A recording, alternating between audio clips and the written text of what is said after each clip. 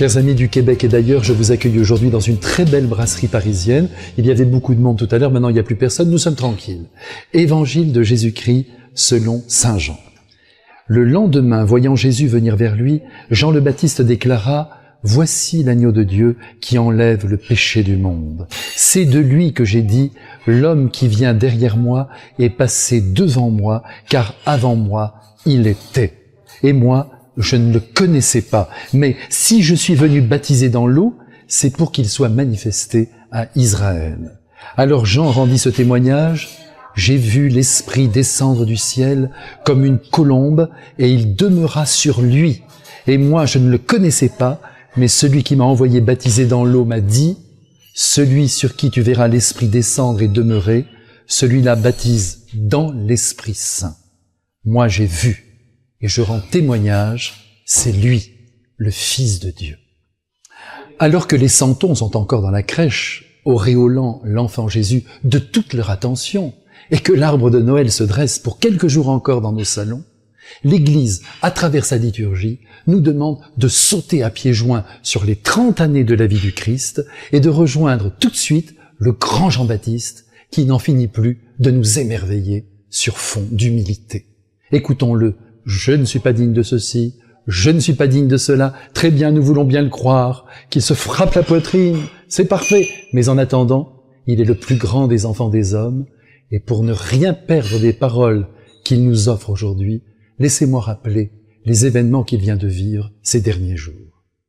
Après avoir annoncé à Israël la venue du Messie, il invite ses frères à reconnaître leurs fautes publiquement, et pour ce faire, à descendre dans les eaux du Jourdain pour être lavés.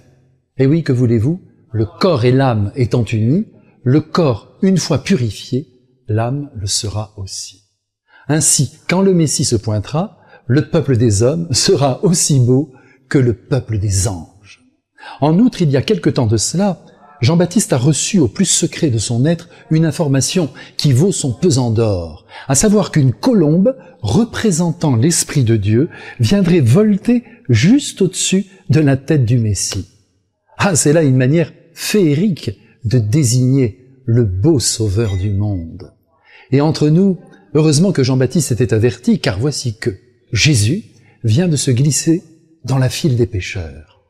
Comme le commun des mortels, il va descendre dans le fleuve, incliner la tête et supplier Jean-Baptiste de le baptiser.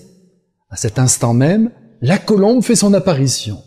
Il n'y a donc plus à réfléchir ni à douter, le charpentier de Nazareth, son cousin, est bien le Messie attendu depuis des siècles par Israël. Plus que jamais, fort de cette nouvelle, Jean-Baptiste baptise à tour de bras. Ah, c'est qu'il porte bien son nom, celui-là, le Baptiste.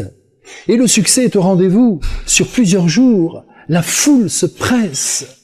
Si bien que les pharisiens, à la botte des autorités religieuses de Jérusalem, préoccupés par la séduction qu'exerce ce trublion sur les personnes, se rendent sur les bords du Jourdain pour interroger le phénomène.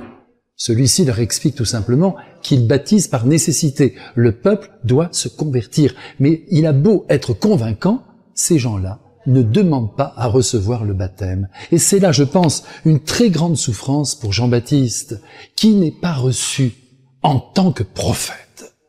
Et c'est le marasme dans son être, j'en suis sûr. La nuit descend sur le Jourdain et dans son cœur. Le voilà dépité, en proie au désarroi le plus aigu. Son moral est au plus bas. Quand, soudain, il voit Jésus venir à lui. Tout de suite, il le désigne comme l'agneau de Dieu qui vient enlever le péché du monde. Et le péché, Jean-Baptiste sait ce que c'est. Et nous aussi. C'est la méchanceté, c'est la fermeture de cœur, c'est l'étroitesse d'esprit, c'est le rejet dont Jean-Baptiste vient de faire l'expérience. Cependant, en une seconde, par la seule présence de Jésus, il est de nouveau dynamisé de l'intérieur, comme recréé dans les fibres de son être. Mes frères bien-aimés, c'est le moment maintenant de nous redire les uns aux autres que les états de désarroi intérieur que nous pouvons rencontrer et qui nous déstabilisent, autrement dit, les dépressions, disons le mot, qui viennent nous broyer le cœur et qui sont dues à je ne sais quelle raison, rejet, incompréhension, dévalorisation, que sais-je, tout cela est transitoire et Jésus veut absolument nous en dégager. Et si ce n'est lui, ce sera sa mère, qui ne supporte pas de nous savoir malheureux. Mais encore faut-il faire confiance à son Fils et le reconnaître comme le sauveur de notre propre vie. Jésus seul peut nous dégager de certaines angoisses. Prions-le donc avec foi pour qu'il vienne vers nous au plus vite, qu'il cicatrise nos cœurs et nous donne sa joie. En attendant ce moment qui ne saurait tarder, je vous bénis tous au nom du Père et du Fils et du Saint-Esprit, et je vous garde dans mon cœur. Amen.